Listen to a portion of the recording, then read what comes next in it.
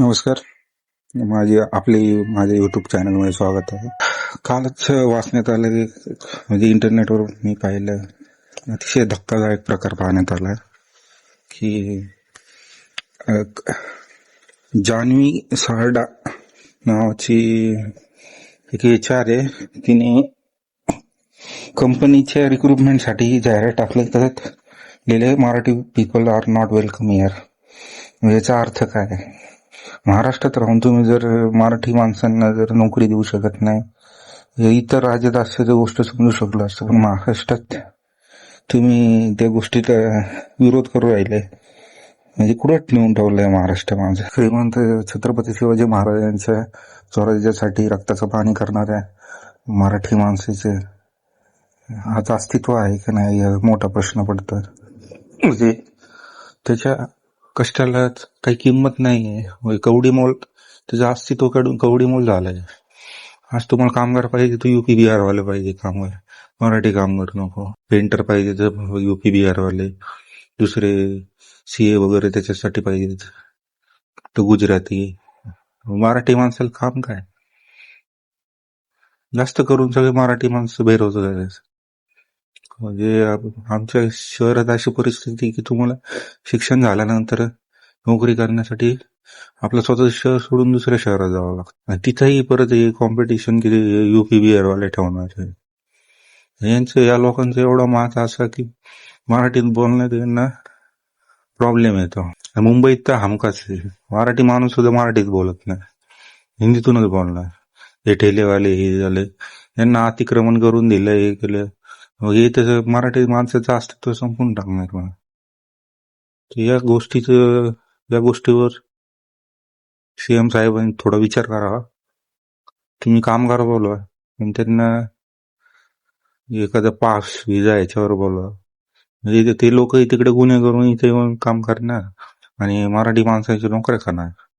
म्हणजे ते असे HR रिक्रुटमेंट वाले हे टाकणार मग की Marathi people not allowed here, Marathi माणसांना इथं नोकरी भेटणार नाही. हे सर्व म्हणजे खूप भयानक आहे या गोष्टी. म्हणजे तुम्ही मराठी माणसाला काम लावण्यासाठी ज्याच्या 5-5, 15-15, 20-20 हजार रुपये त्यांच्याकडून घेणार, पहिला पगार त्यांच्याकडून खाणार, आणि ते जर देणार नसतील तर मग हे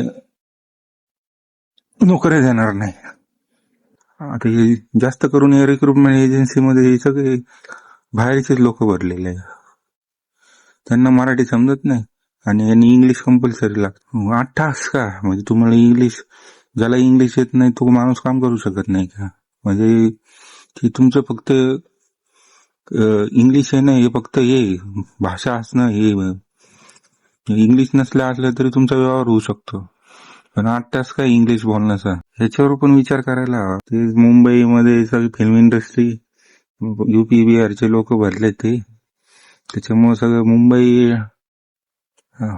आपली बापाची मालकी समजायला लागली सगळं. त्यात मुंबई नाही, बॉम्बे म्हणून त्याचा उल्लेख करणार, हिंदीतून बोलणार.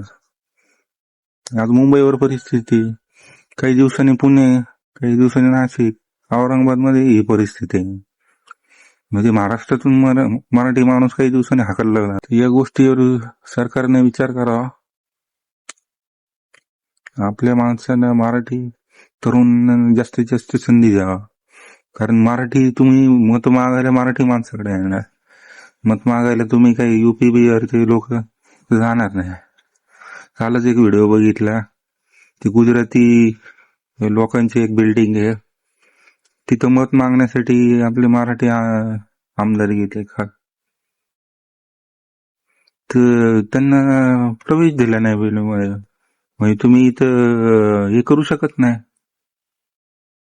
प्रचार करू शकत नाही. पक्ष कोणताही असो, विषय तो नाही. तुम्ही महाराष्ट्रात मराठी माणसाने जर प्रचार करू शकत नाही तर अर्थ काय? या गोष्टीचा भरपूर संताप होत आहे.